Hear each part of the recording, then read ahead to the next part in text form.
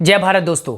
Class 10th के social science के अंतर्गत आने वाली बुक हमारी अर्थव्यवस्था का पहला चैप्टर अर्थव्यवस्था एवं इसके विकास के इतिहास के बारे में पढ़ रहे हैं और आज के इस वीडियो में हम इसके अगले पार्ट यानी कि 17वें पार्ट के बारे में चर्चा करेंगे। दोस्तों, पिछले पार्ट में हम लोगों ने सतत विकास के बारे में जाना था और आज हम जानने वाले हैं आर्थिक विकास को प्रभावित करने वाले कारक। हम इस टॉपिक में यानी कि आज के इस वीडियो में आर्थिक विकास के प्रभावित करने वाले कारक के लाइन डायग्राम के बारे में पढ़ेंगे और इसके डिटेल वीडियो को हम अगले पार्ट में यानी कि अगले वीडियो में हम पढ़ेंगे। तो चलिए इसको समझते हैं। आर्थिक विकास को प्रभावित करने वाले कारक दो होते हैं, आर्थिक कारक और अनार्थिक कारक। आर्थिक कारक यानी कि वैसी एक्टिविटी जो डायरेक्टली अर्थ से जुड़ा हो यानी कि आर्थिक गतिविधि से जुड़ा हो, और अनार्थिक कारक जो डायरेक्टली आर्थिक क्रियाओं से न जुड़ा हो, लेकिन दोनों ही यानी कि आर्थिक और अनार्थिक दोनों ही किसी न किसी तरह से आर्थिक विकास को प्रभावित करते हैं। तो हम 1 to 1 इसको समझ लेते हैं इस वीडियो में और इसके डिटेल्स को हम अगले वीडियो में हम समझेंगे। तो आर्थिक कारक में दोस्तों आ जाता है प्राकृतिक संसाधन, पूंजी निर्माण, तकनीकी विकास, विकासात्मक नियोजन और मानवीय संसाधन। और अनार्थिक कारक में आ जाता है सामाजिक कारक, धार्मिक कारक, राजनीतिक कारक और अंतर्राष्ट्रीय कारक। और ये सब के सब यानी कि 5 इधर और 4 इधर, ये 9 पॉइंट किसी न किसी तरह से आर्थिक विकास को प्रभावित करते हैं। तो चलिए हम थोड़ा थोड़ा करके इसको समझने की कोशिश करते हैं। प्राकृतिक संसाधन, आप मुझे बताइए दोस्त, अगर किसी देश में ज्यादा मात्रा में प्राकृतिक संसाधन उपलब्ध है तो क्या वो देश आर्थिक रूप से विकसित होगा या नहीं होगा? होगा, बिल्कुल होगा। लेकिन प्लानिंग के साथ अगर उसका नियोजन करके हम उस प्राकृतिक संसाधनों का इस्तेमाल करेंगे तो निश्चित ही हम विकास की ऊंचाइयों को छू पाएंगे। तो प्राकृतिक संसाधन भी कहीं ना कहीं आर्थिक विकास को प्रभावित करता है। दूसरा है पूंजी निर्माण। कोई भी देश अगर पूंजी निर्माण में सक्षम नहीं है, अपनी पूंजी को निर्माण अगर अच्छे ढंग से वो नहीं कर पाता है तो भी वो आर्थिक विकास को प्रभावित करेगा यानी कि आर्थिक विकास की ऊंचाई को वो नहीं छू पाएगा।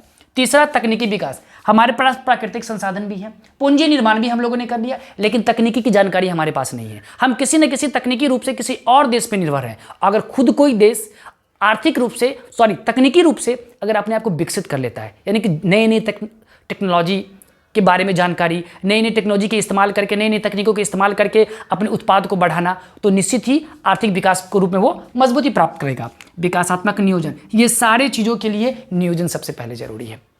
बहुत सारे देश ऐसे भी हैं जहाँ पे प्राकृतिक संसाधन है लेकिन नियोजन करने का तरीका उसके पास नहीं है, तो फिर वो आर्थिक विकास की ऊंचाई को प्राप्त नहीं कर सकता है। वो देश आर्थिक रूप से मजबूत नहीं हो सकता है। तो नियोजन भी जरूरी है, प्लानिंग भी जरूरी है और मानवीय संसाधन। मानव संसाधन के बिना तो कुछ हो ही नहीं सकता है।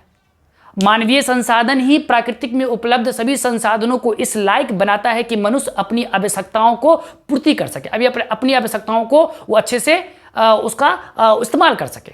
मानवीय संसाधन, जिस देश की मानवीय संसाधन अच्छी है, युवा है, मजबूत है, पढ़े लिखे हैं, प्रशिक्षित हैं, तकनीकी की जानकार हैं, तो वो देश निश्चित रूप से आर्थिक दृष्टिकोण से मजबूत हो जाएगा आने वाले टाइम में।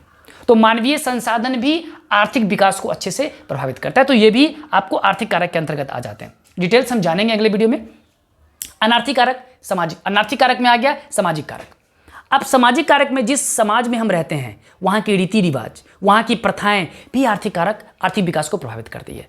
अगर कोई समाज ऐसा है जहाँ पे हमेशा शांति रहता है, कोई तरह की हो हल्ला नहीं होते, कोई तरह के सांप्रदायिक दंगे नहीं होते, तो वहाँ पे निवास करने वाले सारे लोग अपने आर्थिक क्रियाओं को अच्छे ढंग से कर पाते हैं, एक अच्छे माहौल में आर्थिक क्रियाएं कर पाते हैं और निश्चित ही वो समाज की प्रगति के लिए बहुत ही ज़्यादा जरूरी होता है। तो सामाजिक कारक, अगर हमारा समाज अच्छा है तो निश्चित ही हम आर्थिक ऊंचाई को छू पाएंगे। और दूसरा हो गया धार्मिक कारक।